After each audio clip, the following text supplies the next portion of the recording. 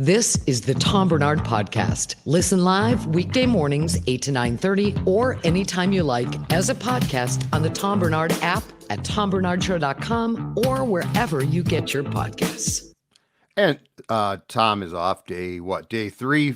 Mackie was in on Monday. It's Judd, Zulgad, SKOR North in again today and tomorrow.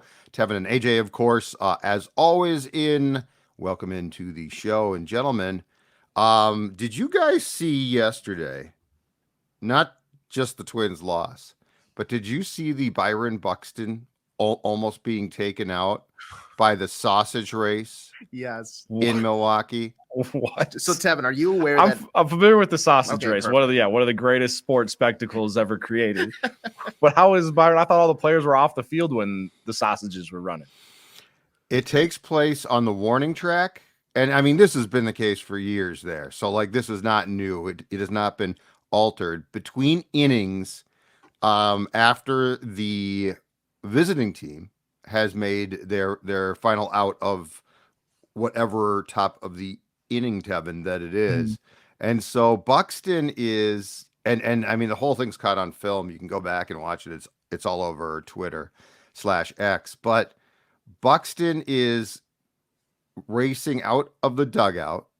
And I guess Pablo Lopez says, don't forget Max Kepler's glove, because Kepler, I think, had made the last out of the top of the inning.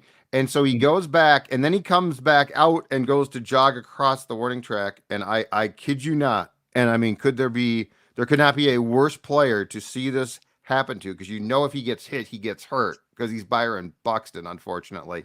And he almost goes into the sausage before retreating at the last second to duck back into the dugout. And I just thought to myself, first of all, there is no more Minnesota thing. No. There is no more Buron Buxton thing that could possibly happen than to try and explain how you ended up on the injured list because you were taken out by a racing sausage in Milwaukee in the third game of the season after Royce Lewis got hurt in the first game.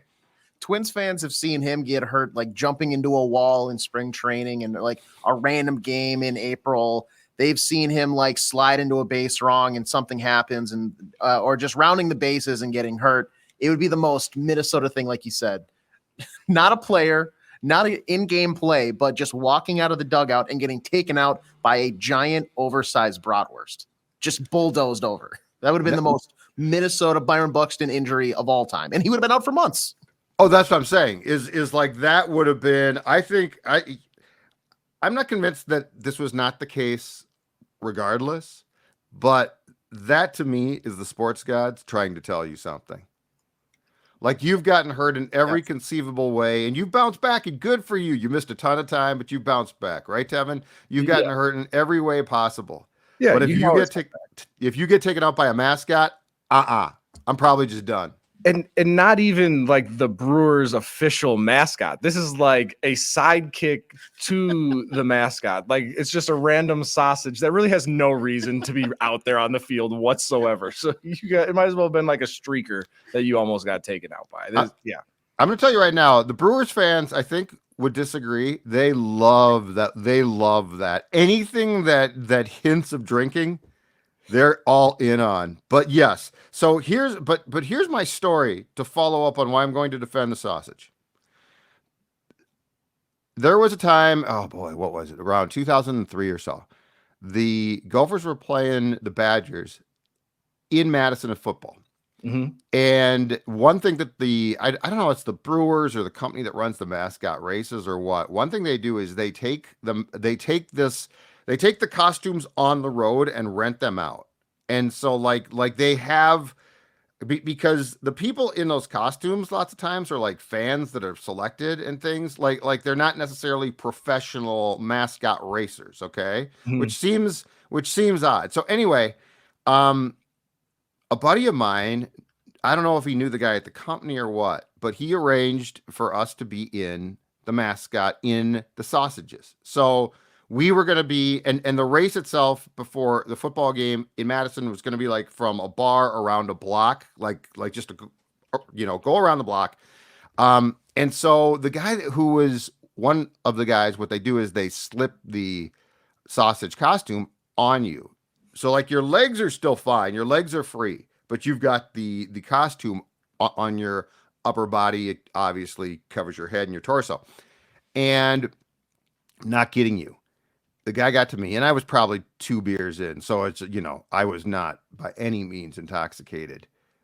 And he slipped the costume on, or he started to. And what it does is it pins your arms down, and I think you're looking out the mouth. And he got this thing like halfway on, and I realized I am far too claustrophobic.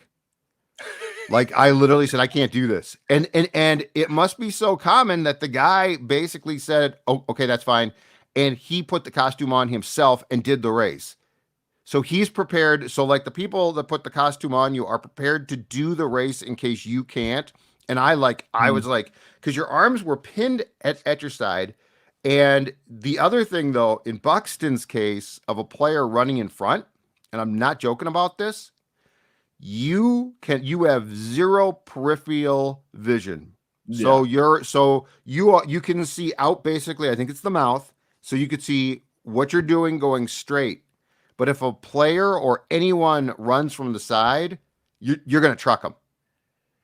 What? There's no armholes in the sausage? Like you're just supposed to run with your arms by your side the entire race?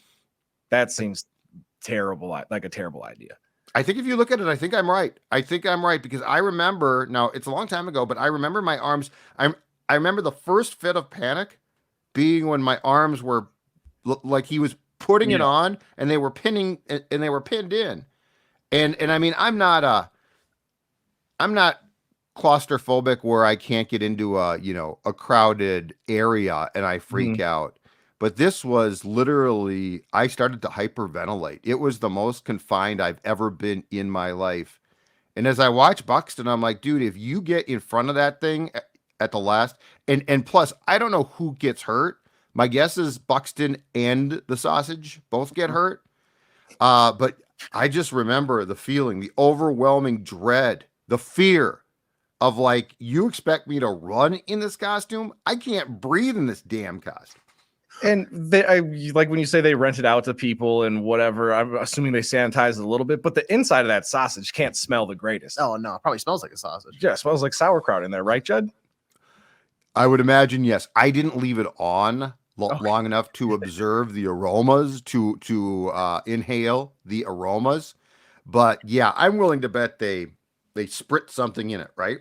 Yeah. Oh god, they got to. Yeah. Well, so kind of mascot adjacent. I used to work at a Perkins in 494 in Lexington over in Arden Hills when I was in high school. And they had a muffin costume. And so I drug it out of the back one day and it was slow. And I was like, hey, can I wear the muffin costume and like greet people as they come in? They're like, sure, why not?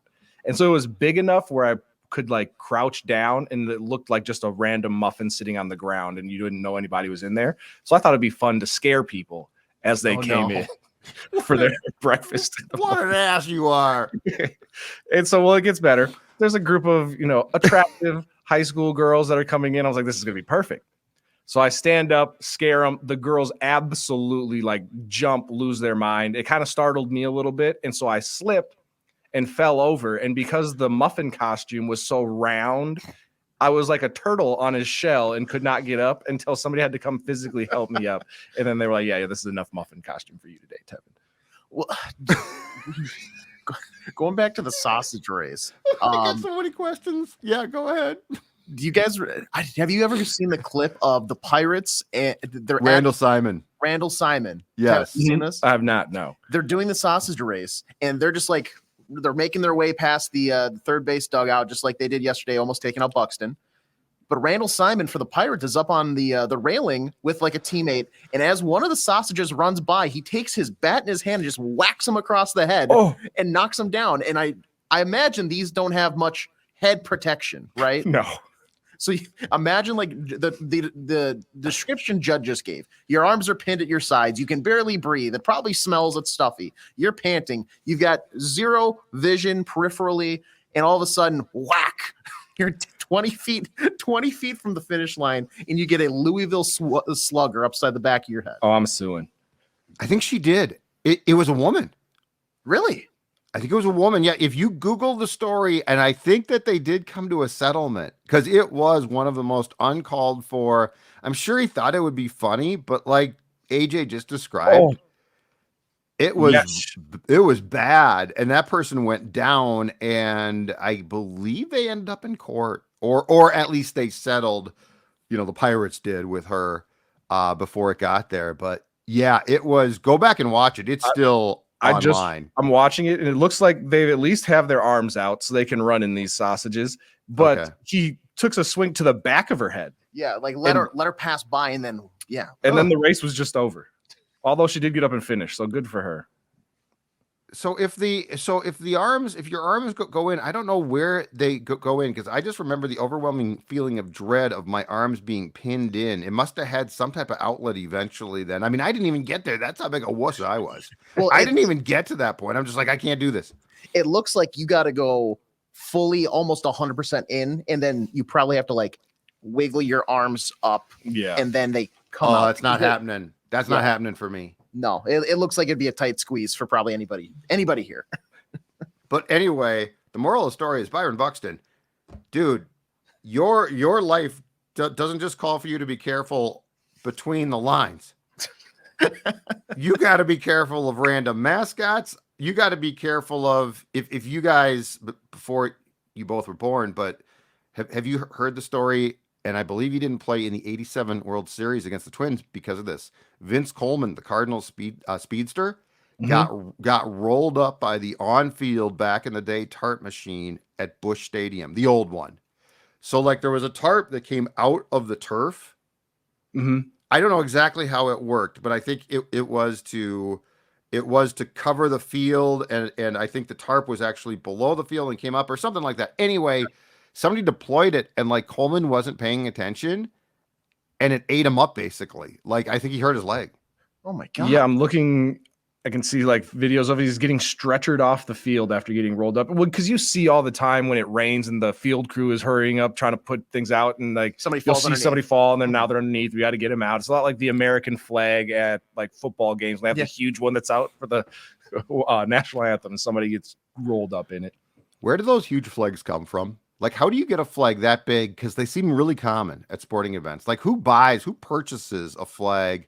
I need a flag that covers a football field? And who is the owner of the business that is somewhere counting their millions of dollars because they charge the NFL, right, $500,000 per flag? Yeah, I feel like they got to be like segmented up. Like was it 13 stripes? Each one is individual, and then they like Velcro together or something like that. Because we got to find out, Age. Folding that thing's got to be a nightmare. Oh yeah, because you have to fold it in one huge triangle so you can store it. Some poor person's like, okay, Marge, we're done with the flag. Just fold her up. Yeah, just some intern not even getting 3 days. Hence, they're like, still okay. I'm just about done. All right, let's take a break. Come back here. Tom Barnard Morning Show. Zulgad in for Tommy. When you go to a restaurant, you expect the chef to be an expert. You expect your auto mechanic to be an expert when it comes to fixing your car. You judge them both by the results of their work.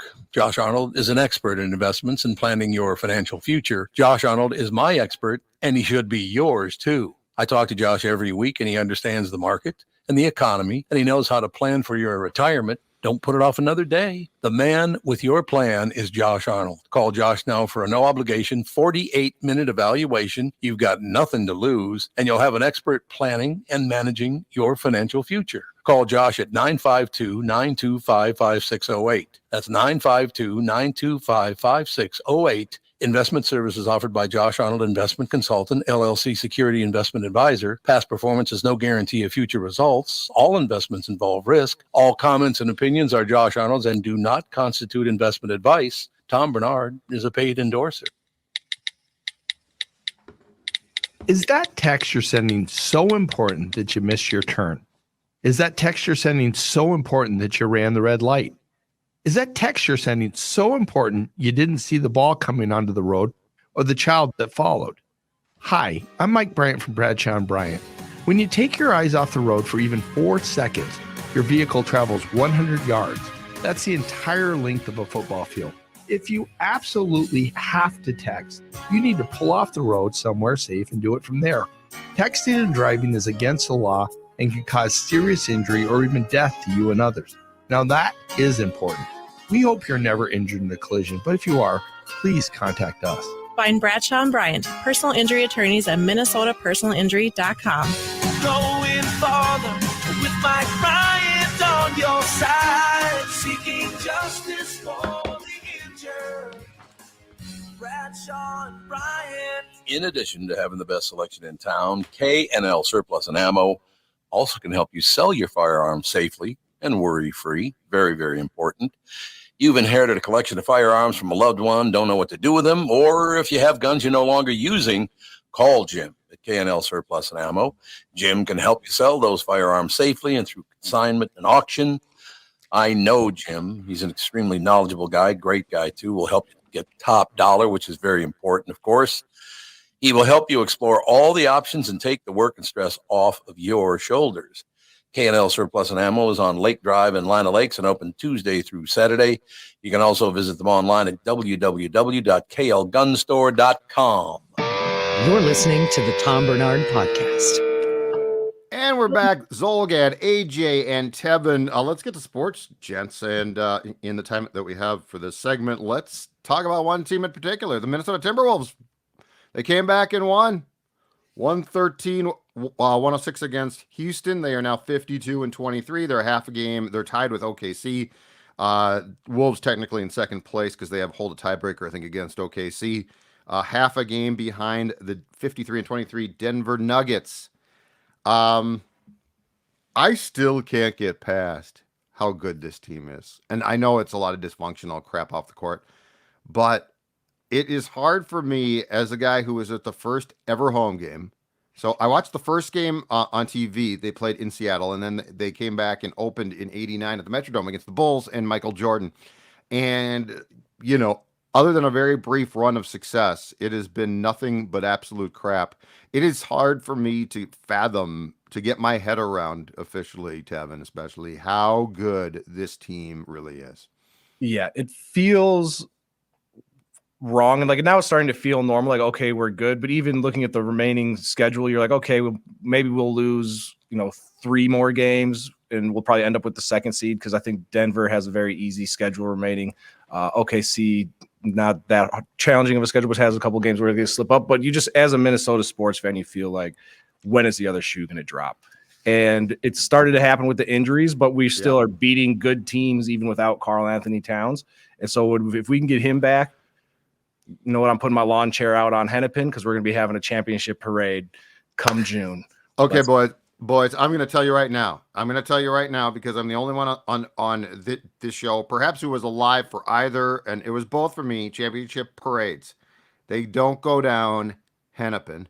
They don't. Now they might at one point, but you know what? They go down. They go from, at least the Twins did, from downtown Minneapolis down 94 to St. Paul. So like your lawn chair abilities here are very, very broad. So we're on the freeway. So yeah. So in fact, I think one of the Twins cars in 87, one of the Twins cars, when they were on, it might've been Hennepin or 7th or not, there was so much confetti thrown that I think below the car started on fire. But they eventually did. They if I recall correctly, they went down 94 at least in 87. I was in high school, and of course, like most kids, skipped that day to be there. And it went from downtown Minneapolis down 94 and then to St. Paul. So like we're clearing, if they get the Larry O'Brien Trophy, we're clearing some serious damn room for this parade. Yeah, absolutely. And Judd, what is there any other stories from the parade? As somebody that's been there, is it complete pandemonium or is it organized chaos? What's the overall vibe of the parade? 87 was pretty much, which is the one that I really recall. 87 was pandemonium, but it was great. Like, it wasn't threatening, it wasn't bad, but it was nuts. It was nuts. And here's the weird thing, and I've asked, in fact, Mackie and I on SKOR North have done segments on this. There are so many now people who weren't alive for any of the Twins' success. What does a championship look like here? you know, and I'm talking about one of the major men's four sports. So like what does, and I've always said this, one of my goals that I'd love to see, I would love to see the Vikings, because like would this town shut down for a week? I think it might. Yeah, you're not going to see me for a week. That's for certain. I'm going to be out in the streets, probably shirtless, screaming, running around, face painted purple. In your Perkins costume? Yes. Just rolling around. Yep. It's weird how much this team has like changed in about a calendar year since we had a guy punching walls and like they were fighting each other at the end of last season. Is it just been like a giant leadership change, or is it just people stepping up, or like what has been the turning point now for this team? Because it seems like everything is just clicking. I think the chemistry started to gel. I think that, you know, if you go back and look, Gobert was not a fit. Like they really struggled there. And part of the problem was, if you recall, it was earlier in the season in that case that Cat got hurt. Mm-hmm. And Gobert also had played in a off-season tournament for France, and he was banged up, which I always hated. I hate stuff like that. International events, because they take a lot from players. So I think it was important. Gobert came in healthy. Cat got a lot of run to actually play with Gobert before he went out because of the meniscus surgery. And then, I mean, the probably the key thing is Ant. Ant's matured more. Like, I mean, he's still not a finished product, but, you know, there is no question. I think everyone agrees that he is the focal point. And so I think there was a maturity, and I think there was also a realization of just how awful this whole thing looked on their part a year ago. And it seems like people have grown up a little bit too. And Gobert's gone from being, that looked like one of the worst trades I've ever seen, to being a really damn good fit. But I just go back to, can we get our head around the possibility, and I use that possibility, that this could be a championship type team? It's so hard for us. And ordinarily we're caught by surprise. Like the 2017 Vikings are a nice story. But if you look at that team, first of all, Bradford gets hurt, right? And then Keenum comes in, and they win 13 games, but you didn't expect it. And then they actually blew the game against the Saints and won it in glorious fashion. But that felt like a magic carpet ride. Yep. I think, in my opinion, even though the 2019 Twins were good and hit a ton of home runs, I think this is the most like solid I have felt about a team in this town since the Favre 2009 Vikings.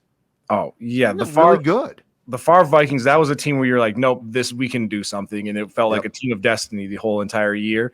The Timberwolves, this feels like you're saying, a little bit of a surprise, but it's also nice to know that we do have, you know, Anthony Edwards, who is young. He's going to be here for, you know, hopefully his entire career, as long as we can re-sign Cat and keep him here and kind of keep the core together. This is something that can be a year after year after year thing and put together a nice little, for Minnesota terms, a dynasty of success of just making the playoffs. And Cat signed too. So Cat signed. The question is, can they afford to keep Cat, which does get to be a question. But I'm just, the more you watch this team, I mean, 50 plus wins, this team does not feel like a fluke. No. When Case Keenum is your starting quarterback and you think that you might go to a Super Bowl, I'm sorry, that feels rather fluky. It's why Favre didn't feel like a fluke. Now, Favre did rip our hearts out, and I warned people of that entire year because I had spent 2 years covering Brett in Green Bay, and Favre ripping your heart out is what you're usually on track for. But that Vikings team was damn good as well. And I think this is the best team. The 2019 Twins, because that team sort of crept up. Like, you didn't see that coming necessarily.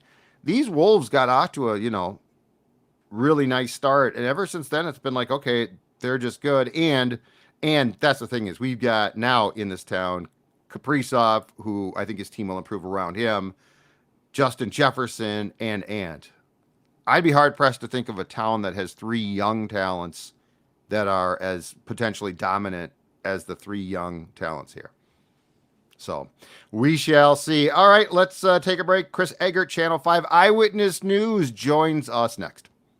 Don't miss out on the 66th annual GSTA Rod and Custom Spectacular Car Show. It's happening on April 6th and 7th at the Minnesota State Fairgrounds Coliseum, presented by Brainerd International Raceway. Enjoy the area's finest hot rods, custom street machines, and motorcycles that'll be on display around the Coliseum.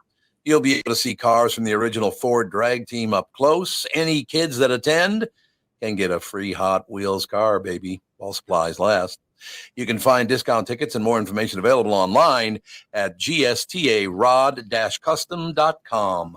Don't forget about the free parking, too. Go to gstarod-custom.com. Hi, guys. It's Chris Egert from Channel 5 Morning News, along with my friends Megan Newquist and Ken Barlow. In the morning, we pride ourselves on sharing people's stories. I've been lucky enough to be part of this 5 Eyewitness News morning team for more than a decade now. This is where I've raised my kids and working alongside my friends for all these years. We're like a family, too. We are family, Chris. Yes, Working we with are. you and Ken and Hannah.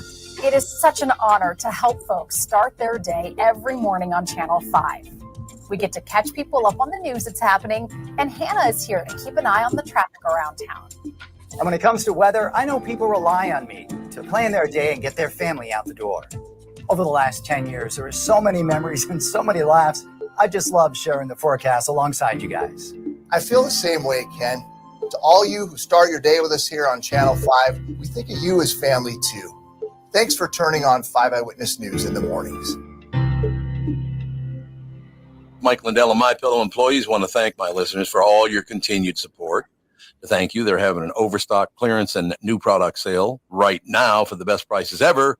When you use promo code TOM, you get free shipping on your entire order. You get 50% off the MyPillow 2.0. Also get 50% off the brand new flannel sheets that just arrived and won't last long. 6-pack towel sets for only $29.98. And take advantage of the free shipping on larger items such as mattresses and mattress toppers. 100% made in the USA, on sale for as low as $99.99. Everything is on sale, from the brand new kitchen towels that have the same technology as the bath towels that actually absorb dog beds, blankets, couch pillows, and so much more.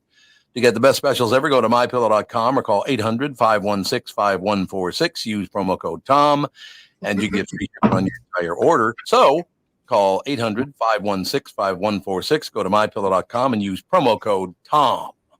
This is the Tom Barnard Podcast. Listen live weekday mornings, 8 to 9:30, or anytime you like as a podcast on the Tom Barnard app at tombarnardshow.com or wherever you get your podcasts. And welcome back. Channel 5's Chris Egert, brought to you by Mr. Money Talk Josh Arnold. Call Josh today for your free 48-minute evaluation, 952-925-5608, 952-925-5608 to talk to Josh.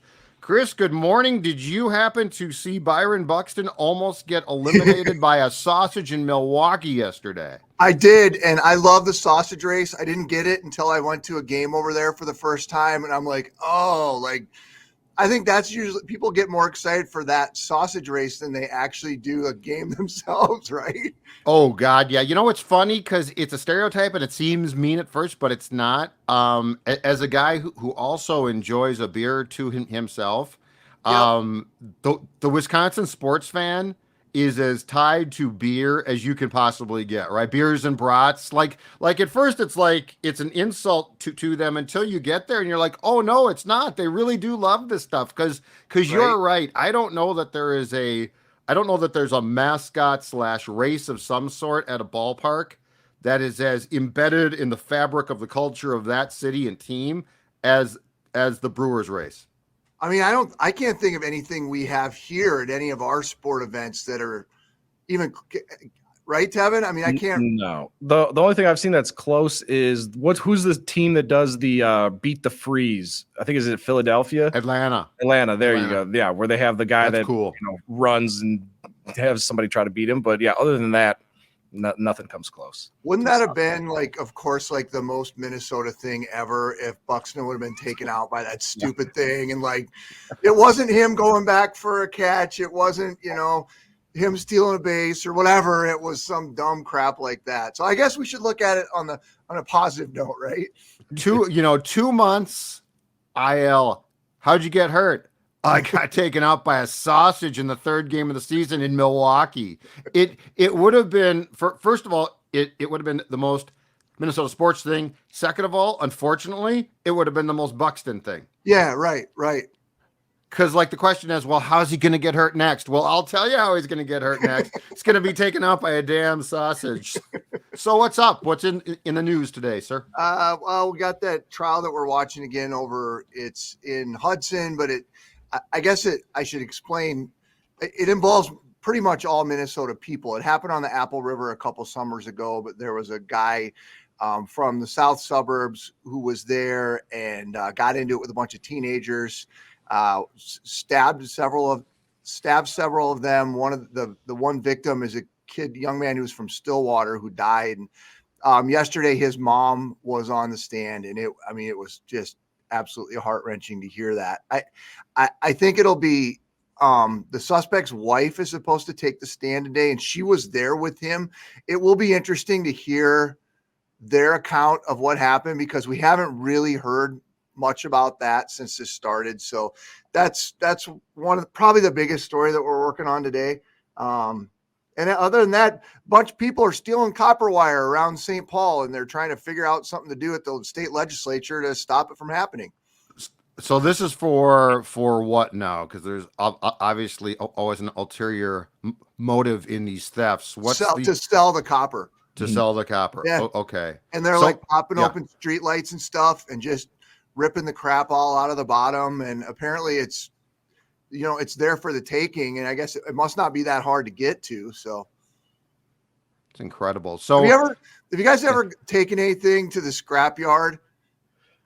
Like, yeah, or I've not taken anything there, but have gone to like a pull apart where like they have a bunch of old cars. You're like, oh, I need a random part, and you just go get it. Yeah, it's not like the easiest. It's a weird, strange process, and I would say not the most easy way to make money. Like, I'm not going to rip some copper out of a light pole and then go sell it to somebody. That's exactly right. And I went to this place. I was so proud of myself too, because we had some work done at the house, and there was a bunch of copper piping that got taken out. And the contractor was like, well, dude, you should go take that and, sell it to the scrapyard. They're like, the copper's worth a lot right now. You'll probably make a decent amount of money on it. So I loaded it all up. I got there, Mr. Suburban guy. Hey. And it's a scrapyard, dude. And so I pull up in my nice little car, and I pull my copper piping out of the back. And meanwhile, there's like all these dudes in these big trucks and trailers and vans who got those things like loaded up like to the brim. So then I put my like 7 pipes on a stupid cart and push it over there. And the guy just kind of looked down at it, and he looks up at me. He goes, "You ever been here before?" And I'm like, no. And so then he goes through the whole process, and you have to like give him your driver's license. You have to go through this whole bit. Like, it's not as easy to sell this stuff as you'd think it would be. Mm-hmm. But after I sold it, I think I made a couple $100 off not that much copper. And I was like convinced I was going to become a scrapper after that. I was like, this seems like, because you always see like dishwashers and crap laying on the side of the road, or like if you had the truck to pick it up and take it over to the scrapyard, there's money to be made. So you're going to be turning in your blazer for a pair of like overalls and some gloves covered in grease, so you can start. Listen, if I could find a way to pay the mortgage on that, I would do it. It would be very exciting. All right, Chris.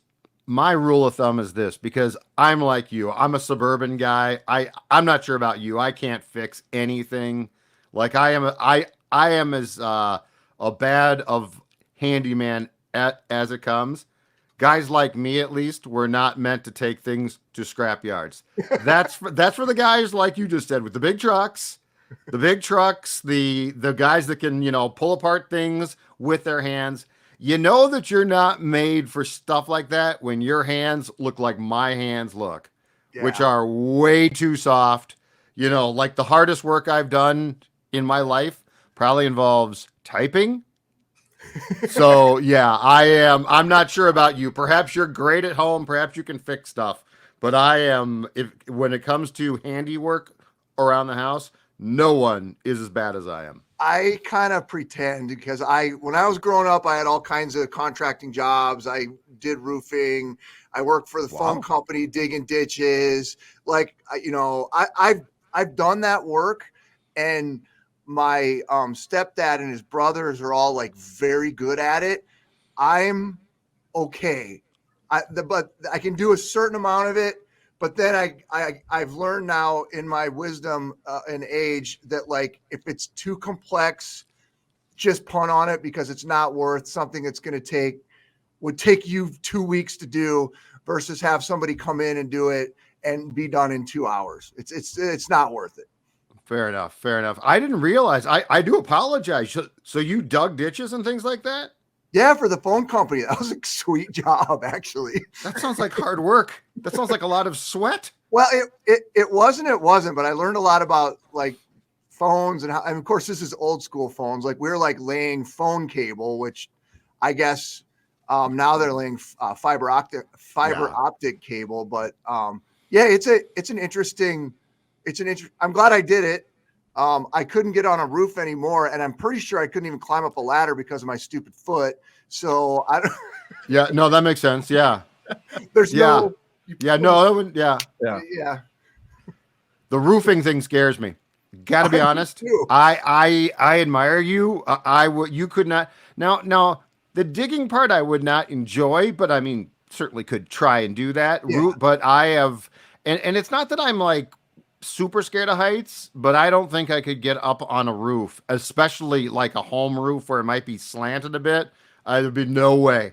Tevin, have you ever had a roofing experience or anything like that? So, well, my dad building my childhood home, we were shingling the roof of the garage. He actually fell off the garage while roofing, landed on the ground, and like the man's man that he is, just kind of dusted himself off, climbed back up the ladder, and finished working. God. But talk about working with heights, I worked at a oil refinery in Louisiana one summer, building like the scaffolding. And so you'd go up like 350 feet up in the air. Oh my and God. When I got there the first day, because it was I worked with a lot of ex-cons down there. And the first day, the first question they asked me was, have I ever been to prison? To which I said, no. And they're like, yeah, we didn't think so. And then they go, we could tell. And then they go, are you scared of heights? And I've got all these like, big, buff, manly men. I'm like, no, I'm not scared of heights. And they're like, perfect. We got the perfect job for you. Found out that day I am terrified of heights when you're up 350 feet in the air, hanging on to like a little metal pole that you're clipped onto by a little harness. Oh my God. It's like, yeah, I'm going to go back down to the ground and hang out down there where it's safe. That's giving me anxiety just thinking about I was gonna say, I get that if I see like a clip on Twitter, like a person up high or something like that, my palms sweat, and I'm watching. I do too. I get like it's not like what flop sweat feels like. I kind of get that same like clammy thing. AJ, you been up on a roof? Yeah, I've been up on a roof before. It's not super fun. I would like to stay down, but yeah, did you enjoy it, AJ? That's the question. No. It wasn't like it was a super tall building. I'm not on very many houses and roofs, so when I have, it's been very low experiences. So it's not been like life altering decisions by me, but I've seen there's this one job where it's you basically are the person that changes the light bulb on the very top of some of these like on the TV towers and radio towers. Yeah. Apparently people will make like $200,000 a year doing this. They basically do like 2 or 3 of these a year and they're set, but it's so dangerous because you climb up and like the slightest of breezes could knock you off and your body's going to fall like 20 feet away from the pole as soon as you let go. So that would be like the scariest job, I think, in the world. Like even more so than throw me in as a prison guard in like a riot. I'd rather do that. I agree. And climb up on this super tall. Where did that comparison come from? I don't know. I agree with you, AJ. I would die on the way up. Like I would have a massive heart attack because I'd start freaking out so much. But I'd psych myself out. Like halfway up, I would freeze. Chris, you've lived through like hurricanes and stuff. You could climb up. I'm supposed to tell you my hurricane story. What a segue. There's a lot of hurricane stories, but when my wife and I worked in Orlando, and Orlando doesn't generally get hit by hurricanes. Well, in the summer of 2004, we got 3 hurricanes. And so we were working nonstop. My wife was in the news business then too. And so like it was like almost probably 7 weeks straight. It was just like hurricane stuff, the buildup, the damage, the aftermath and everything.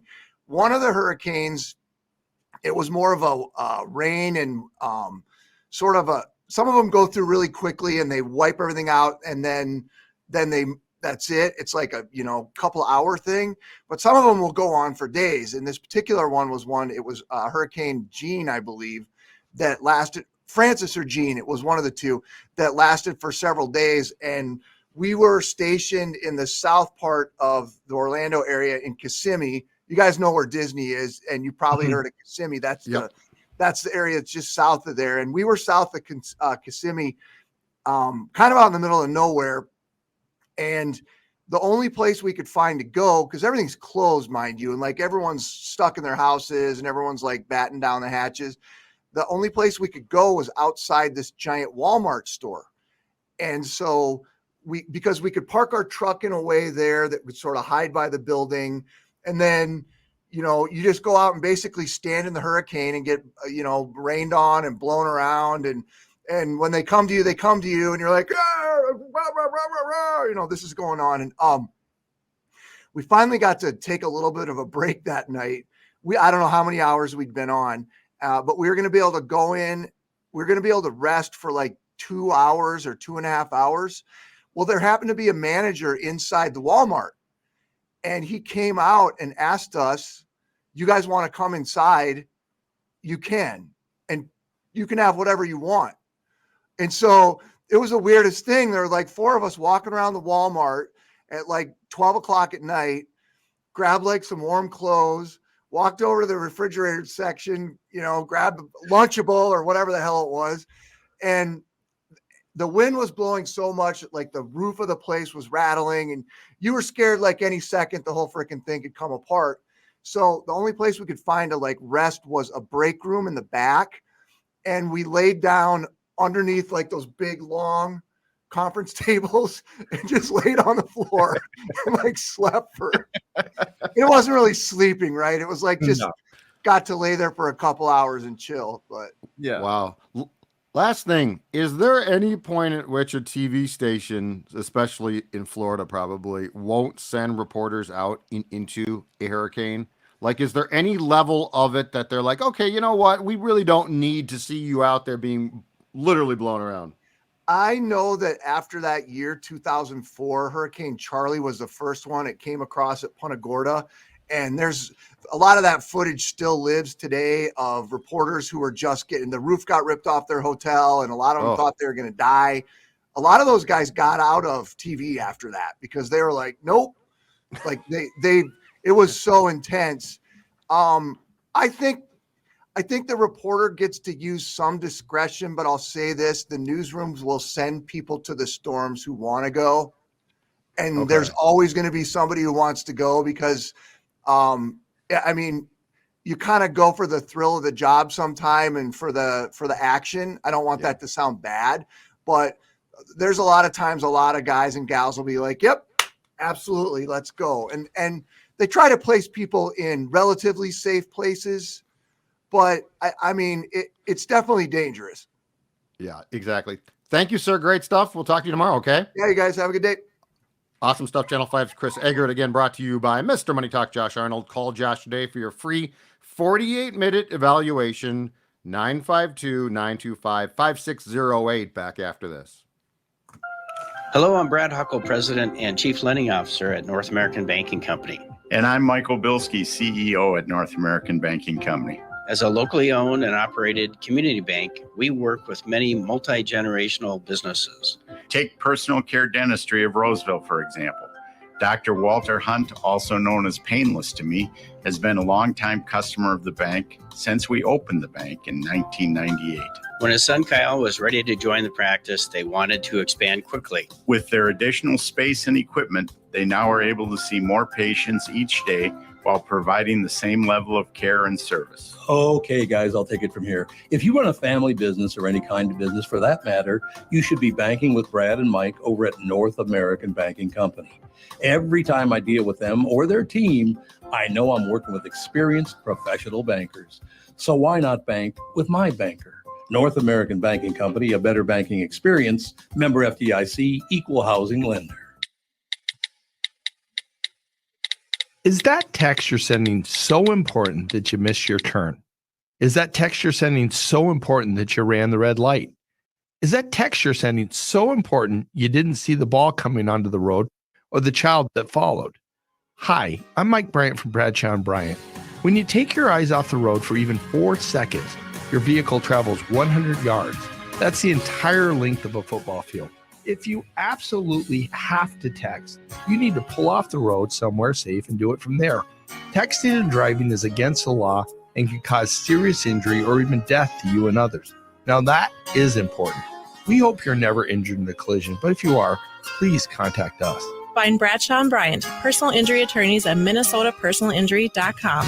Going farther with Mike Bryant on your side, seeking justice for the injured. Bradshaw and Bryant. Have you enjoyed Minnesota's non-winter this year? Want to enjoy the warmth whenever you want? 2 Minnesotans can help you live that dream. Matt Carlson from Realty One Group Destination Key West grew up in Litchfield, Minnesota, started out helping his friends find homes locally and in Florida, and now he can help you. If you've considered living in the warmth of Florida, now is the time to reach out to your new friend in Realty, Matt Carlson. It's a buyer's market now, and your Minnesotan friend Matt can help you with a new home here or in the Florida Keys. And if you need some guidance with financing, Kristen Eklund from Coast to Coast Mortgage can help. Kristen is Matt's preferred lender, can finance anywhere in Florida, and like Matt is one of us, as she hails from the Sartell, Alexandria area. So if you're looking at a new home in Minnesota, or maybe that second home or retirement place in Florida, trust your new local friends. Contact Matt and Kristen. Visit onekeywest.com. That's onekeywest.com, or call Matt at 612-791-2345, 612-791-2345, and work with local professionals you can trust. This is the Tom Barnard Podcast. Final segment for me today. Judd Zulgad from SKOR North. Tom out for this week. I'll be back tomorrow. Phil Mackey, also my colleague from SKOR North, will be in on Friday. Tevin, AJ, and all right. So Tevin, let's start with you, because it sounds like you've had a variety of jobs. What is the oddest and or job that you couldn't stand the most that you've had? I don't know that I couldn't stand it, but definitely the oddest job to do was I sold steaks door to door across North Dakota while I was in college at NDSU, and it was an experience. We'll just say that. Going cold, like just knocking, you drive into a random town. You'd be like, oh, there's cluster of 10 houses here. Let's knock on all 10 doors. Hey, sir, do you enjoy cooking steaks? And they go, yes, I do. Perfect. I'll be right back with this box of steaks I have in my van over here. Did they then slam the door and that was it? No. I mean, sometimes you'd get a couple of people that were prickly, but most people in North Dakota are at least nice enough to hear you out. And they're like, and everybody loves steak. And they're like, let me see what you got. Yeah. And so I managed to talk my way into selling a lot of steaks to help pay for my rent in college. That's impressive. Yeah. I will say this. I don't know if that would work today because, personally, no. I never get the door. No. If somebody knocks and I'm not expecting them, I just don't get the door. Yeah, and people were, because you would drive kind of like this branded truck that they bolted a freezer into the inside of it, and people would be like, because it was similar to Omaha Steaks. It wasn't that company, but it was that kind of vibe. And so I remember I was getting gas once, and somebody was like, do you have steaks in there? I was like, yes, I do. Why don't you come over here and check it out? Just as a matter of fact, it sounds like you're dealing steaks. Oh, it was in like the pay, the way, like, so the box itself was maybe worth $60, but it had a variety of steaks. And then the owner was like, you got to try and sell them for $350 a box. And so I'm out here slanging, oh, it's $350. Well, you know what? I got a great deal for you. This is my last one. I'll give it to you for $150. And like, sounds like a good deal to me. Ka-ching, ka-ching. Let's go. We're all partying. Go get a bottle of a case of beer and we're out. Yep. Genius. Although I will say this too, from my more like as a kid trying to sell stuff at the time door to door when people did get their doors, that takes a special talent. Like if you're trying to peddle something, especially as basically a college kid / adult, that takes a special. That's like you got to be pretty good, because like my door back in the day when I did get the door would start to close almost instantly. So like to continue the spiel of hey, I got these steaks here, and then I'm going to give you a deal. That might sound simple. My guess is that's not simple. No, and I mean you would knock on 50 doors to try and to sell 10 cases, so you're just hearing no constantly, and it would get to the point. I remember there was an old lady, she was not going to buy these steaks from me, and I like, and let me go get them, whatever. She like keeps no and like being very aggressive, and she's like, you don't even live here. And because I drove by like the high school and like one of like their local businesses on the way into town, I was like, ma'am, we just live down on 3rd Street. We just moved in the other day. My mom is a teacher down at the such and such school. And my dad works over here at this business. And she kind of gave me this weird look. And I was just like, I'm going to see myself out now. Like, I'm just going to go. Oh, I thought you were going to say she like reversed course completely and you completed the sale. We were already far enough down the road of her not liking me where it wouldn't have mattered if I told her I lived in her basement. She was not going to be a fan. H, how about you?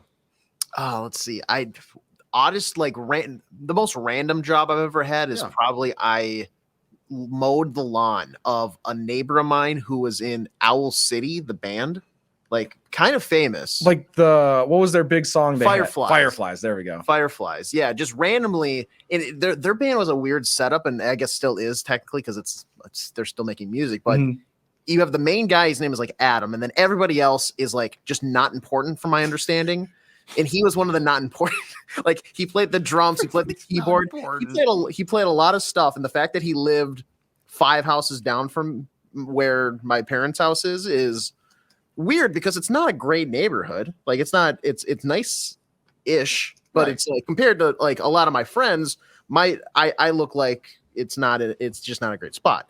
So it was very weird. So and frankly, I didn't mow it all too much. It was like, hey, we're going to Europe for a couple months to play shows. Just hit it up every once in a while when you think it looks long. I think I did it like 2 or 3 times. And he gave me way more money than I probably should have gotten for it.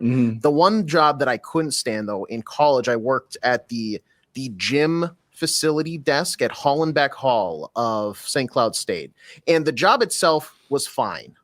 You're just pretty much swiping membership cards. You're getting people signed up to use the gym, use the athletic hall. But the problem is there was one shift that everybody dreaded. It was closing down the actual like athletic building any night of the week. Because if it's a Tuesday, Wednesday, people are in there super late and they never want to leave. So it's 10:30. Well, guys, hey, I need all of the basketballs. I need all of your racquetball gear. I need all of the stuff that you've rented out. I need it back. Nope. Sorry. Hey, we're still playing. Because like, what am I intimidating? No. What am I going to do? Yeah. You need a bouncer type. Yeah. Did you just shut the lights off? Yeah. Well, that's what I would do. That's the thing. It's like, I start doing that. And then they're like, well, we're just going to walk out the doors on the other side of this giant hall, this athletic complex. And you're just never going to see your basketball again. Because a lot of the time, too, people would sneak in. And so it's just like dealing with people that didn't go to St. Cloud State, because that was like the one thing you needed to do is just literally attend the college. The amount of people, it was 50-50. And then some people have IDs. Some people are like sneaking people into the side doors. It was way too much me running around when it should have just been sitting at a desk, swiping IDs and just saying, hi, how are you? And that's it. So they didn't need like a swipe card or something at the time? No, that's walk in, and that's the thing they did. But the amount of terrible structure because there's like 17 doors. Just it is St. Cloud, so exactly. But like so many of them are like out of my vision. So as long as you'd see one person walk behind a corner and abracadabra, poof, 7 people reappear. Yeah, and well, then too, it's also. Because at NDSU, we kind of had the same setup. And depending on who was working the front desk, you didn't need your ID. They're like, I'm just here because I need to collect a check before I go back to class. Yeah. Go on in. Don't cause any trouble. So, yeah, I definitely feel bad for you. That job sounds like hell. What about you, Judd? Any out there jobs? I don't think what's weird is, I started at the Star Tribune as an Egert clerk at the time, what they called it when I was 19. So I've never really I'm always interested in out there jobs. I can tell you right now, though, the day that you took that job and actually had to go way up to do work, had to go to great heights. Yeah. I think I would take one look at that and be like, yeah, I can't do this job. I can't do this. No, thank you. No, that's not going to be signing up for that. There was one day, because like depending on where we were in the facility, like if you hit a certain pipe, like natural gas would leak out and you could pop. Like I remember there was a complex, 100 miles away that was similar to ours that had blown up because there's just all the whatever. It's just dangerous. And so there was one day somebody was trying to put together the scaffolding and they threw the thing because they couldn't reach their arm in, and it clipped a pipe. And it happened to be just like an air release valve or something, but we didn't know what it was. And it started spraying what looked like fumes everywhere. And so I've never seen a group of 20 men. Like I ran the fastest 40-yard dash I think I've ever ran in my life. I was going to say, you probably just took off. Yeah. And then when you're done, Never you came realize, back. yeah, when you're done, you realize like, we would have blown up immediately. We wouldn't have had time to run away, but we're probably going to die that day. Oh my God. All right, guys, I will talk to you tomorrow. Andy up next to take you home. Thanks for watching the Tom Barnard Morning Show. When you go to a restaurant, you expect the chef to be an expert. You expect your auto mechanic to be an expert when it comes to fixing your car. You judge them both by the results of their work. Josh Arnold is an expert in investments and planning your financial future. Josh Arnold is my expert, and he should be yours too. I talk to Josh every week, and he understands the market and the economy, and he knows how to plan for your retirement. Don't put it off another day. The man with your plan is Josh Arnold. Call Josh now for a no-obligation 48-minute evaluation. You've got nothing to lose, and you'll have an expert planning and managing your financial future. Call Josh at 952-925-5608. That's 952-925-5608. Investment services offered by Josh Arnold Investment Consultant, LLC Security Investment Advisor. Past performance is no guarantee of future results. All investments involve risk. All comments and opinions are Josh Arnold's and do not constitute investment advice. Tom Barnard is a paid endorser. The past several years have been the craziest in the history of the car business. The pandemic, supply chain and chip issues, all causing extreme inventory shortages that led to, predatory pricing. Some dealers charge thousands of dollars over MSRP. We never played that game. I'm Jim Paul of Valley Buick GMC. We knew that would leave a bad taste in a customer's mouth. More importantly, from an integrity standpoint, it was just wrong. So what about the current market? Inventory and pricing. Valley has their best inventory in years. Really all the Buick and GMC models. Even the previously hard-to-find Yukons, HD pickups, and Hummer EVs. Plenty of deep discounts. Many with factory rebates and low-interest financing. Then it's a good time to buy? It's a great time. We're welcoming our previous customers back, as well as anyone else that felt the treatment just didn't feel right the last time somewhere else. Valley Buick GMC in Apple Valley and Hastings or valleycardealers.com. Car buying without the bad aftertaste. In addition to having the best selection in town, K&L Surplus and Ammo also can help you sell your firearms safely and worry-free. Very, very important. You've inherited a collection of firearms from a loved one, don't know what to do with them, or if you have guns you're no longer using, call Jim at K&L Surplus and Ammo. Jim can help you sell those firearms safely and through consignment and auction. I know Jim. He's an extremely knowledgeable guy, great guy too. Will help you get top dollar, which is very important, of course. He will help you explore all the options and take the work and stress off of your shoulders. K&L Surplus and Ammo is on Lake Drive in Lina Lakes and open Tuesday through Saturday.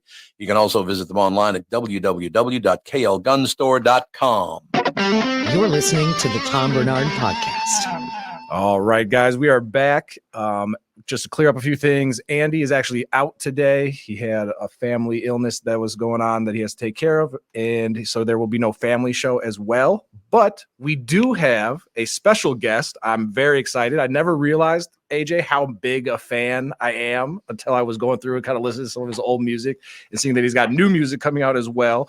But we have Jesse McCartney, most notably for singing Beautiful Soul, Leavin', which was a #1 Billboard chart-topping single in 2008. I also found out he wrote Bleeding Love by Leona Lewis, which is a great song. He's done songs with T-Pain, Ludacris. He's been now featured on Minnesota's own Young Gravy's new song, Make a Baby, that came out earlier this year, which is a bop. Definitely listen to it if you haven't. So we have Jesse McCartney on the phone. Jesse, how are you doing? Tom, John. How's it going, man? Man, it's good. I like being somebody who is about your age and kind of living through the, obviously the Bieber fever, who kind of came after you, but you kind of were the first pop star of my age that all the girls went crazy for. And so it's definitely an honor to have you on. And now you're promoting your EP that's coming out April 5th. And then you're also kicking off a 24-city U.S. tour. Are you coming to Minneapolis at all on the tour? Absolutely. I'll be in Minneapolis. I'm not sure of the date, but if you go to my website or you go online, I'm sure you can find it. But super looking forward to Minneapolis, one of my favorite towns. Man, that's awesome. No, any chance we bring Young Gravy out to perform that song with him or no?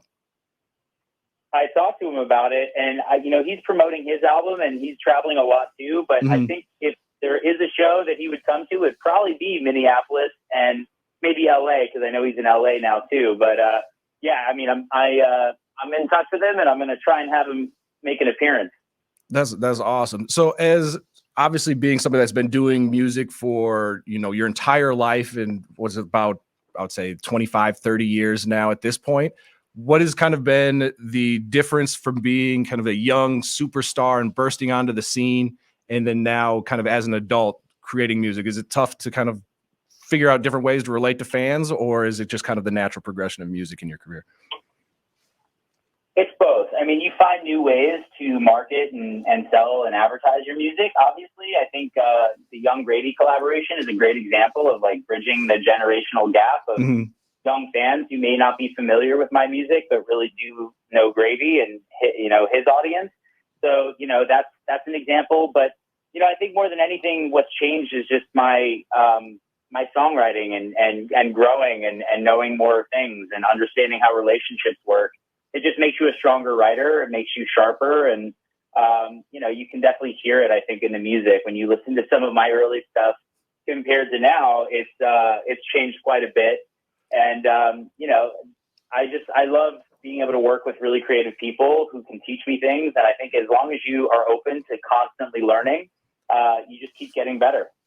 We're talking to Jesse McCartney here. April 5th, All's Well, his newest EP, kicking off a 24-city tour the following week. Joining us in Minneapolis May 4th at the Fillmore. Tickets are on sale now. Jesse, can you tell us about All's Well? Where's kind of the emotion? What's the kind of underlying emotions on this EP that you're releasing? What went into it, and kind of what's it all about? Well, I went into this in the beginning of 2023, and I had been listening to a lot of vinyl, specifically like Hall & Oates and DeBarge, and I wanted to do something sort of old school and blue-eyed soul and funky, and so I started writing, and the first song that I wrote was a song called Faux Fur, which is kind of has that very 70s feel, particularly in the chorus. And I think what really crystallized it was the fact that we tracked everything live in the studio, which is, I haven't done that in many years, but we recorded everything with a live rhythm section, live horns, live strings. And I think it really brings an authenticity to that time in music, and something you don't hear a lot in pop anymore. And it just makes the music sound really rich sounding. And so I'm really proud of it. The producers crushed and, just made it sound what it is. And, I'm really excited to get these songs up on their feet on stage for this tour. It's a super energetic show, super, up-tempo, fun, live sounding feel. So, I think this project, was inspired by some early 70s stuff with a little bit of a modern twist. And with, kind of wanting to take your sound in a little bit of a new direction and with this new EP, when you do go on tour, are you going to mix in some of the classics? Like, can we expect to hear Leavin' on tour as well? Or is it going to be leave that stuff in the past and just kind of stick to your newer music? Oh, of course. No, you can't not play Leavin'. That's like, one of the hits. Right. So we play, I try to make it, I hate as a consumer, like as somebody who attends concerts, I hate when artists just play their new stuff and leave the old stuff in the past. I think it's, it's silly to not appreciate the songs that got you to that position and keep the audience coming back. So we play all the old stuff, all the old songs and the hits that people know and love. And I sprinkle in a few of the new things for me to keep it fun and exciting. But you'll get a nice, catalog from the beginning to end of my career while I'm up there on stage. Kind of going back to maybe your early days with music, you were kind of the up and coming future face of like the pop scene. Now that you have kind of transitioned into the mainstay name of it, looking at maybe the younger generation, who do you see as maybe somebody that's following kind of in that same path and footsteps that you were once in, maybe 15, 20 years ago? Yeah, it's a great question. I mean, I love that this singer Max. He had that big song, "Turn the Lights Down Low," which I think is incredible, and he's like a great example of the new generation singing great pop music. Has an incredible voice, and really maximizing his audience by the power of social media. He and I just did a little. It's funny. Like now, you meet up, and instead of writing sessions, you do content sessions where you shoot videos for TikTok and Instagram. We did that last week, and he's just a great guy. He's one of my favorite young artists who I think is just doing such a great job and really, leading the way in pop today. No, it's nice to hear you say positive things about the younger generation. I feel like the entertainment industry kind of in general, a lot of times you'll hear, well, kids these days don't make the music like I did back in the day. So it is nice and refreshing to hear you show support for your fellow artists that are much younger. But kind of going back to your origin story, you have a theater background as well, where you were in most notably All My Children. Was theater and acting the first love, or was music your first love? Well, theater was definitely the first love. I think, my parents were both very musically inclined. They were both theater actors in the 70s and 80s in New York. And I was raised in a very musical household where we just constantly surrounded by great, productions. And they would take me to the theater, and I would watch incredible, performances growing up. And so I think I was 9 years old was my first professional job. I did The King and I, the national Broadway tour of The King and I with Haley Mills. And that was sort of how I cut my teeth, was in theater and on the stage. And it sort of snowballed into other things. But I was like this working child actor. I'd go into the city, I'd audition for things like All My Children, or just like, commercials, Kraft macaroni and cheese, like, silly things that sort of, gave me the stepping stone to get where I am now. But, my first love was definitely with theater. But I think ultimately I don't really have a preference. I love acting and I love voice work. As long as I can perform and find new ways to be creative, then I'm a happy guy. Yeah, that's awesome. And I know you got to get out of here quick. But if you do, when you are here in Minneapolis at the Fillmore in May, if you hear somebody scream, singing, leaving from the back, it's probably going to be me. So we're definitely looking forward to having you here. Can you tell people where to find you at, where to find tickets, and find you online? First of all, you better not be in the back. You better be front row. Okay, front row. That's my bad. That's what I'm excited. That's my bad. Front row is for sure. Yeah, man. You guys can, they can go on my website and go to jessymccartney.com. All the list of all the tour dates are up now. And check out the EP. It drops April 5th. All's well. And hopefully I'll see you guys out on tour. Awesome. We're looking forward to it. Thank you so much for stopping by, and have a great rest of your day. Appreciate it, guys. Thanks so much. Yeah, thank you. Jesse McCartney, ladies and gentlemen, such a cool guy and a great creator of music. AJ, were you a fan of Jesse back in the day? Oh my God, how could you not be? Dude. He had the hits. He was the guy. It was like him, and I feel like maybe Aaron Carter were like the two existential. That was pop music back in the day. And for everybody, once again, with the info, April 5th, All's Well, Jesse's latest EP is dropping. He'll be kicking off a 24-city tour the following week. And for those of you in the Twin Cities, Minnesota area, May 4th, he'll be at the Fillmore. Tickets are on sale now. On our production meeting, my computer crapped out during that interview, so we can't really go to a break as of right now. Okay, So well, while it reboots, let's just riff a little bit. This show is brought to you ad-free by our crashed computer. But no, Jesse McCartney as well, because it was him and Justin Bieber were the big ones, like when I was in like middle school, high school. And so it wasn't really cool to listen to Justin Bieber and Jesse McCartney, because that was like, all the girls love him and we have to hear about him all the time. Yes. With a little haircut and everything. But secret, deep down, I was listening to Jesse McCartney back in the day, of course. How could you not be? Like it? And it feels weird because looking back, being a fan of that maybe was like, that wasn't like the cool thing for a guy. Like you said, you had his music on the drive here. I'm going to be jamming out to it on the drive over to the office after the show here. It's so good. it just hits that part of your brain that it's like, yes, like every part's moving, every part's shaking. Like you can't resist it. Yeah, it's very feel good. So yeah, May 4th, I think I'm definitely going to have to talk to my girlfriend, be like, hey, I don't care if you like Jesse McCartney or not, but we are going to this show. Right? How could you not? It's just going to be too easy not to. But yeah, no. Do we have any messages from the listeners at all? Let me scroll through here. Is anybody even listening? That's the next question. That is a good question. Let me ask you this: who did you have growing up, kind of backing off the Jesse McCartney, maybe Aaron Carter? Was there somebody growing up that you loved listening to? You couldn't deny that their music was the greatest, but you were like, if anybody ever found out that you had this person on your iPod Shuffle, your iPod Nano, it would be the end of you. I don't know if I have a guilty pleasure, but I was obsessed with Lil Bow Wow. Oh my God. Like obsessed. Like to the point where I told my mom, like, hey, if for some reason you're no longer with us, I don't want to go live with grandma. I want to go live with Lil Bow Wow and his family in Ohio. Like I had cornrows. I thought I was like, I'm trying to be Lil Bow Wow's brother. Whatever happened to him? He was making music when he got older, and then he hosted 106 in Park. Yeah, he hosted a show on BET, but he kind of got more into acting and less into music. But yeah, that was definitely, I thought I was Lil Bow Wow. What about you? Was there any guilty pleasure songs? Linkin Park, I guess, was another one that I listened to that not a lot of people thought were cool, but they were still popular. Is that a guilty pleasure? I don't know if that's guilty pleasure. I don't know. I feel like being black, it's a guilty pleasure.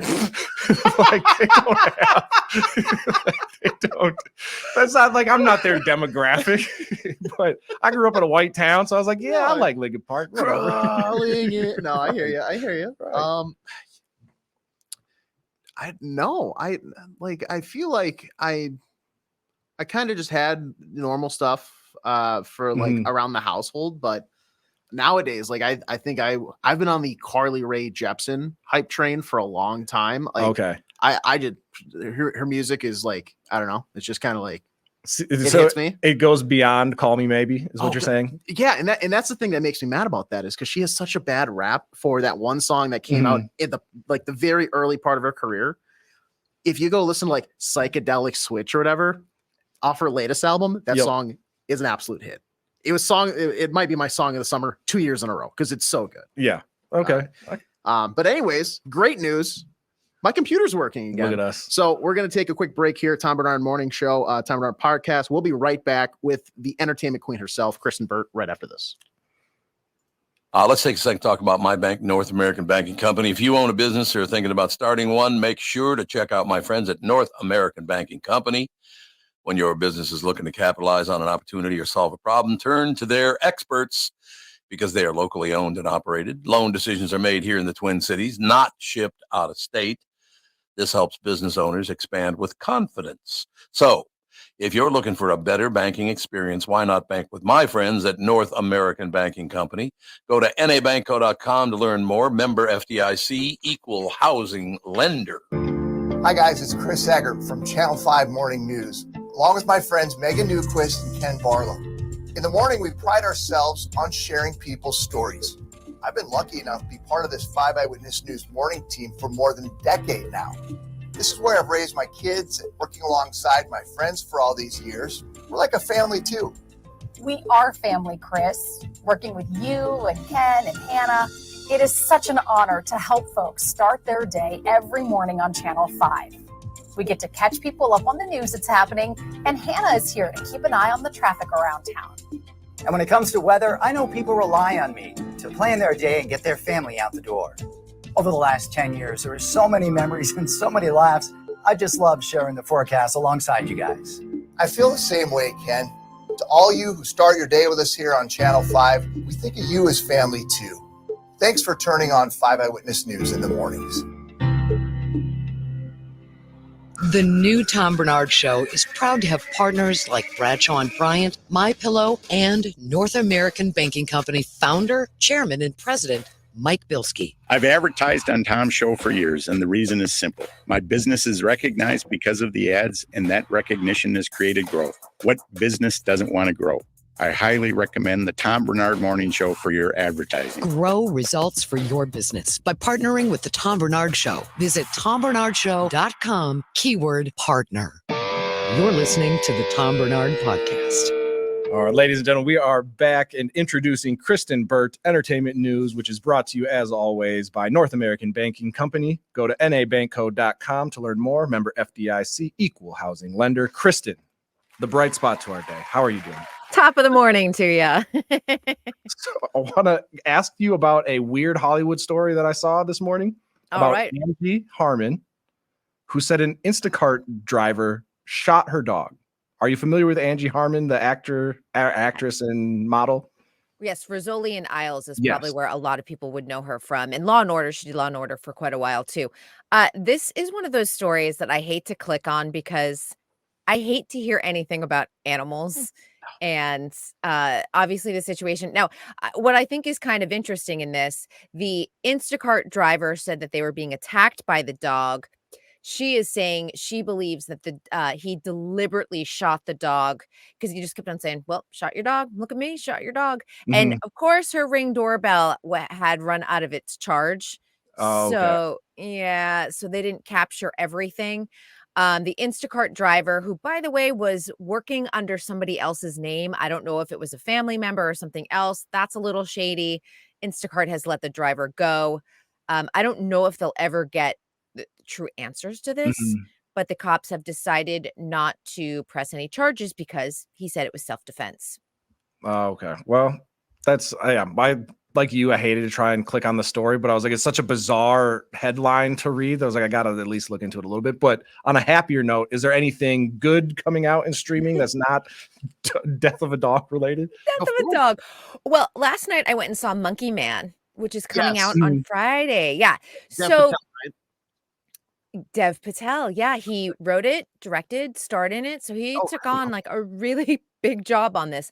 And I will tell you, first of all, not my genre of film, just in that it's a thriller, but there's a lot of violence to it. So my one probably negative note is if you're someone who is sensitive to violence and a lot of blood, it may not be the movie for you, or you can go and see a really solid movie and just look away at some of the violence, because that's what I had to do at certain points. I was like, oh no, I can't look anymore.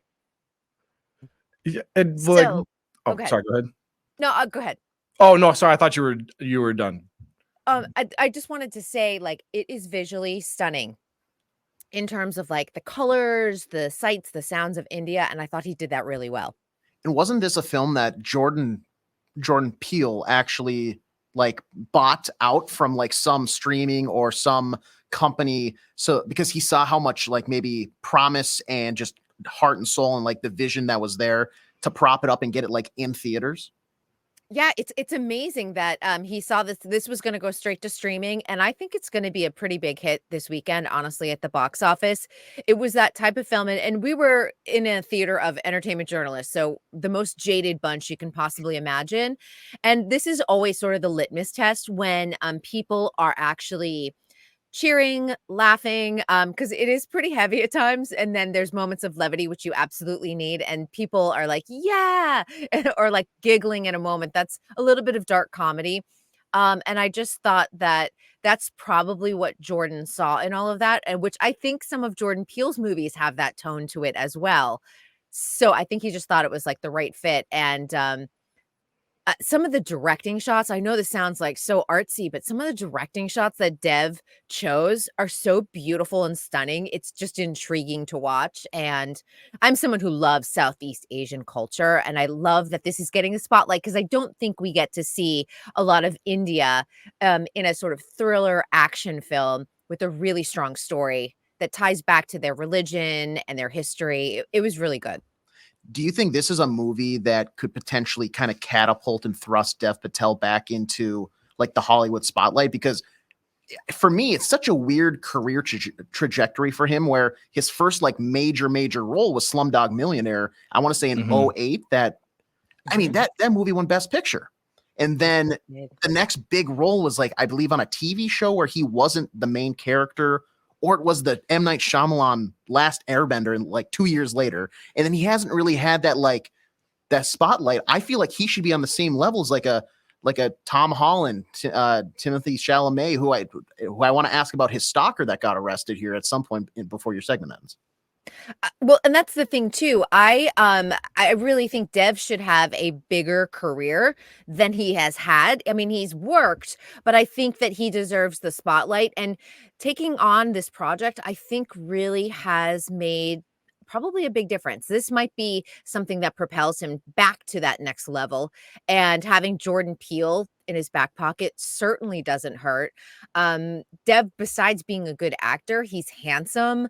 I think like, he's the type of guy like men like him, women like him, which is exactly what you want. You want someone that appeals to kind of across the board. And he does have that ability to go back into that like Oscar level award show type of movies if he wants to. Yeah, AJ, sorry, you were saying who? Oh, yeah. So I saw that Timothy Chalamet had a stalker or I say stalker. That's because if you're arrested outside of somebody's like apartment or home, I'm going to kind of label it as a stalker.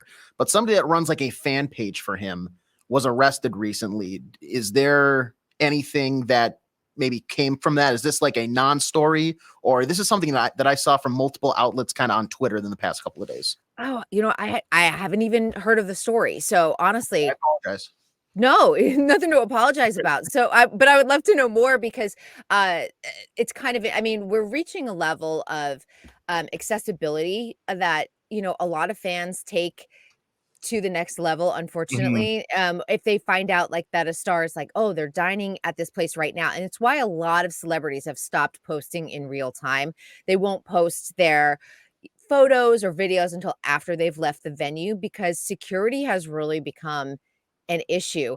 Another thing, filming in your house, not a great idea, especially if you're a celebrity, because now you know access points and where people can get in. And I know that recently, and this just is reality stars, and you think about like reality stars are one level, A-list is a total other level.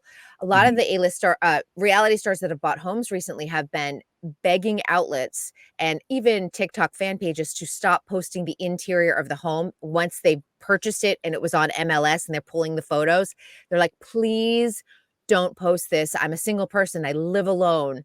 I really don't want people to know how my rooms are laid out.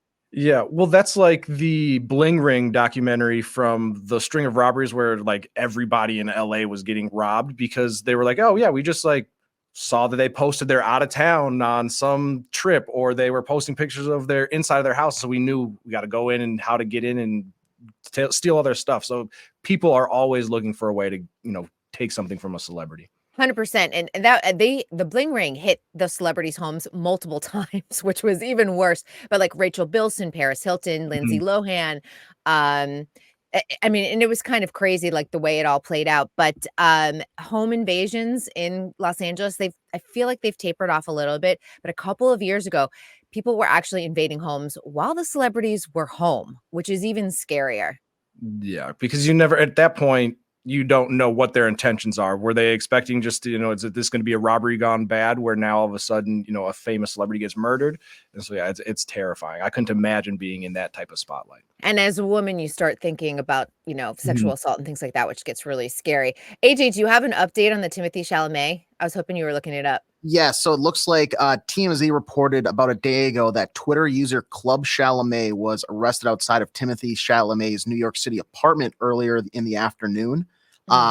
So it seems like, and I don't have too many details on it, but it seems like it's somebody who runs like a fan account on Twitter, kind of following his happenings, and one of those to like keep an update on. Like, if you're a fan of Timothy Chalamet, guess what? He got coffee this afternoon, that type of thing. Like, they're a little too close. Maybe the reporting was a little too in depth, and so it sounds like an arrest had to be made. You know what this makes me think of is Taylor Swift and the college student that's been tracking her private jet and her whereabouts, and that is public record. So, he's in the right in terms of that, but it is a little stressful when you know that people are tracking your every move. And obviously we know that the intensity around someone like Taylor Swift is even greater now that she's dating Travis Kelce. So, I mean, I think that celebrities do deserve privacy. They do. I know a lot of people are like, but you're a celebrity. No, if they're eating a meal with their family, guess what? Do not go up to their table. No. But if they're working a red carpet, absolutely, you're allowed to ask for a photo. So I just think that the line needs to be drawn. And some fan pages, and we see this on TikTok, we see this on Twitter, you see it on Instagram. They really go, it's that like unhinged level of fan base that you go, oh gosh, this isn't healthy. Yeah, and even like so like the guy that tracks or person that tracks Taylor Swift's private jets, like that could be something that, you know, okay, just all good intentions. She's on her way. We know her jet just landed because she's on a tour in Singapore and, you know, she's on her way to her hotel. But then it's like other people that are in the peripherals now have access to that as well. And so it's, yeah, very scary because you don't like if you're Taylor Swift, I mean, she's got a ton of security, but people can still, you know, run up on her and find her and wherever she's at. Like she was on a beach with Travis Kelce and somebody's got aerial shots of them laying on the beach. And it's like, there's no end to what they go through. And I feel like it's a weird, like 50-50 like side of the coin where on one thing, yeah, they're people, let them kind of be their own thing. But like from my understanding, the college kid you're referring to also does the same thing for like Elon Musk and his private jet trips. Cause it's public information. So like if people really, really wanted to know, they could just go to the same website, pull the information. Well, he's just like broadcasting it on an automated, hey, we just got this update. Here's what's going on. So it's a weird move to like somehow like police private jet usage while also you are putting them in a weird spot where now people know exactly the area of where they are. Yeah. And 100%. I assume it's got to be kids that are parts of these fan accounts. Cause I can't think of a celebrity that I'm so obsessed with that I need to like go follow them around. Like I got to go to work. Like I don't got time to I got bills to pay. I got cats to feed. Yeah. The picture associated with the Timothy Club Chalamet person is like a middle-aged woman. Really? Like she looked like she was like in her 40s or 50s. It's often people with time on their hands. You know, maybe it's someone who is a homemaker and maybe has a little bit of time. Her kids might be older. Like you think about that. Sometimes it is someone who becomes obsessed. Sometimes people really don't mean any harm, but they've become sort of drawn or addicted to the attention that the fan base is giving them. Because if she's following Timothy Chalamet around, she's like, I've got the inside scoop. And then she becomes the go-to person. And that in and of itself can be addicting, even if she means absolutely no harm to Timothy. Yeah. And is that so kind of how some people think they get their start in like being an entertainment reporter, for example, where they're like, I just got to maybe pick the best known celebrity. And now if I get all their inside scoops, maybe I get hired and I can follow other celebrities around and report other news. Yeah, and people see the opportunities of making money with brands and things like that. And there is a danger there because people will be like, someone slid into my DMs. And I think of Demois. And I don't know if people know what Demois is, but it is an unverified celebrity gossip Instagram account that started during the pandemic. And people would send in just like celebrity sightings and like inside scoop of what, you know, their encounters with celebrities. And then it turned into a full-on gossip site. Now, she always says that it is unverified. So it could be true. It could also not be true. And sometimes where there's smoke, there's fire, but other times it is so completely wrong.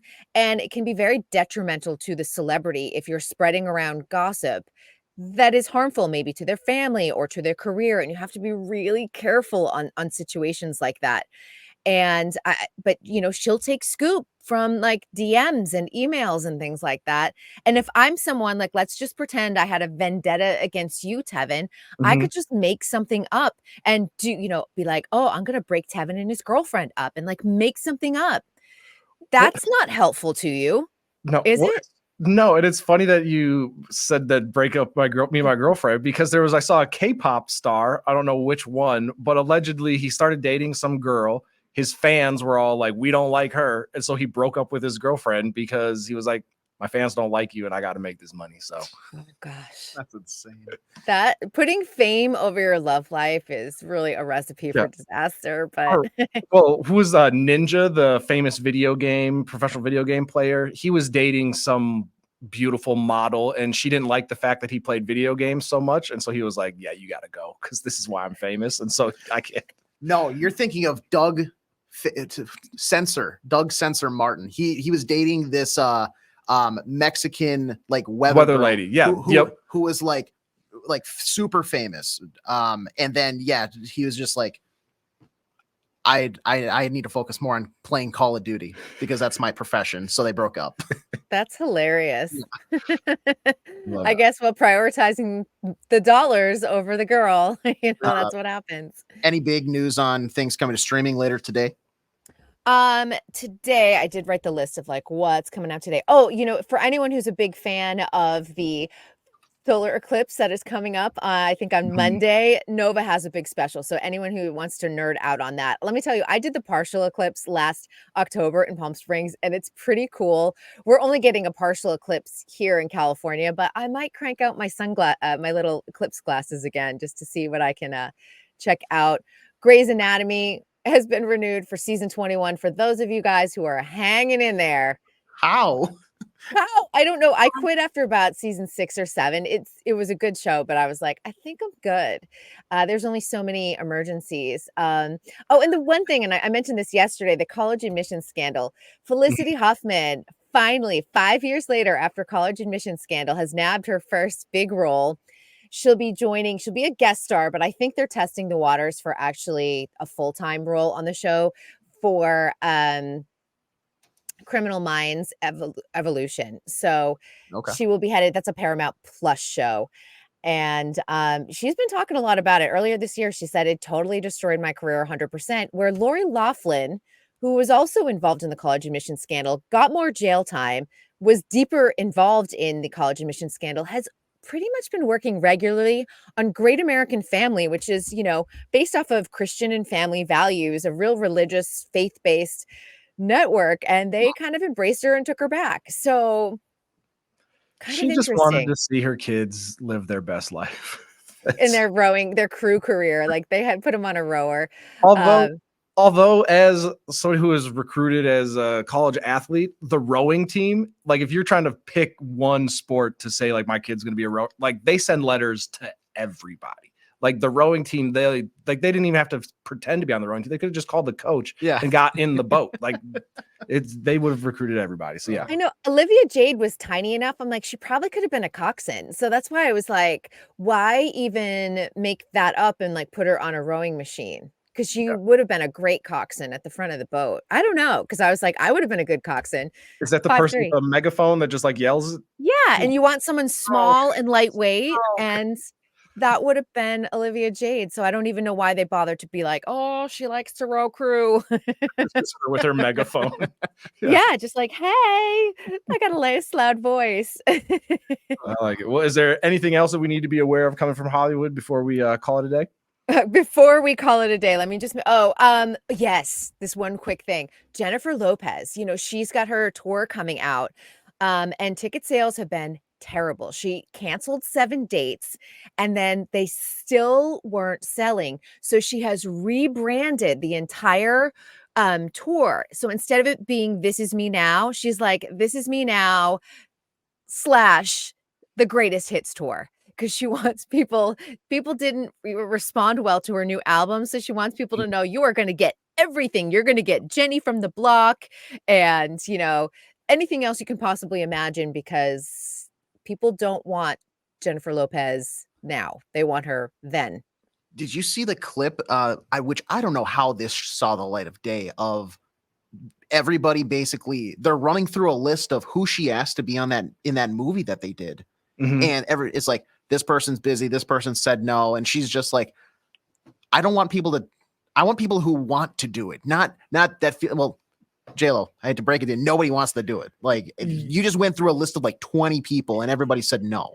They're like, hard pass. She was a big star, but I don't consider her like, feel like she's known more for her music. She's more of like, she's known to be like a model, like very attractive, a personality, not necessarily her ability to go entertain. Yeah, I mean, in the early aughts, like when she came, like On the Six was a huge album. And at the time it was like Jennifer Lopez was of the moment. But I think like And this kind of falls into the sort of the death of celebrity culture. Like people just don't buy into celebrities the way they used to. And I think trying to do everything and be everything all at once and sell your relationship to the public all the time, it's tough. And she's a really good actress. If you go back and watch Selena, if you watch Out of Sight, she's really good. And she's doing the movie musical Kiss of the Spider Woman, which was a Cheetah Rivera Broadway hit back in the day. I think like that could be a possible, if it's done well, Oscar type of entry where it's like a La La Land or a Chicago where people are like, oh my God, this is an amazing movie musical. I think if she stays focused in on what she's capable as an actress and does less of the try hard stuff, people will embrace her. Yeah, hopefully the tour goes well. Tell her to bring Ja Rule with. Then we're getting tickets. There we go. Yeah. What? What's Love or Mesmerize? Yeah. Oh, God, she was good back in the day, but I don't think she has that cult like following where it's gonna fill stadiums today. No, and nobody wants to hear about her love with Ben Affleck, to be honest. Like it's great. Like Bennifer 2.0. I'm so glad it worked out for you. You're happily married, we hope. And that's it. That's all we need to hear. And I don't think Ben, he wants to even talk about it. He just wants to live his life and drink his Dunkin' and smoke his cigarettes. Awesome. Well, thank you for the, as Tom would say, brilliant report as always. We look forward to talking to you tomorrow. And let's redo the job, pay some bills. Kristen Burt, Entertainment News is brought to you by North American Banking Company. Go to nabankco.com to learn more. Member FDIC, equal housing lender. Kristen, we will talk to you tomorrow. Sounds good. I'll see you then. See you. And AJ, do you have any parting words of wisdom for the listeners? No, I don't. And for everybody out there saying, God, this 30 minutes, just AJ and Tevin. The TevJ show. The TevJ. We'll workshop names. Email us in because I have no creative bone in my body for naming stuff. So, reminder. No family show today. They're taking the day off for that. That should be back tomorrow. Andy will be back in tomorrow as well. Judd joining us one more day tomorrow. And then Phil Mackey holding things down on Friday before the end of the week. But that's about all I got. Anything for you? Go to YouTube, the Tom Barnard Show or Tom Barnard Podcast on YouTube. Check us out. Give us a like, listen, message into the show. Here, even after the show, we'll get to your messages first thing in the morning tomorrow. But otherwise, enjoy the rest of your day, and we will see you tomorrow.